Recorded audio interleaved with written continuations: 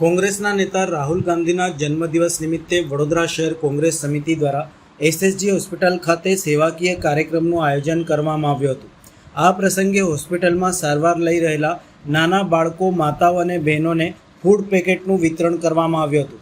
કાર્યક્રમ દરમિયાન કોંગ્રેસના આગેવાનો અને કાર્યકરોએ દર્દીઓ તથા તેમના સ્વજનો સાથે મુલાકાત કરી તેમની સુખાકારીની કામના વ્યક્ત કરી હતી।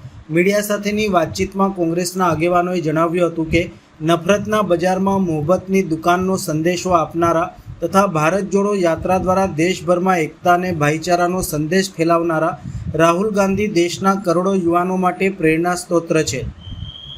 તેમણે વધુમાં જણાવ્યું હતું કે સત્ય અને જનહિતના મુદ્દાઓ માટે સતત અવાજ ઉઠાવનારા જનનાયક રાહુલ ગાંધીના દીર્ઘાયુ અને ઉત્તમ સ્વાસ્થ્યની કામના સાથે આ સેવાકીય કાર્યક્રમનું આયોજન કરવામાં આવ્યું છે।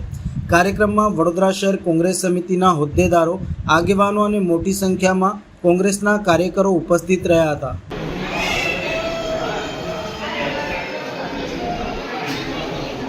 ભારત દેશમાં અનેક રાજ્યો અને અનેક શહેરોમાં આ પ્રકારની ઉજવણી સેવાકીય પ્રવૃત્તિ કરીને આજે કોંગ્રેસ પાર્ટી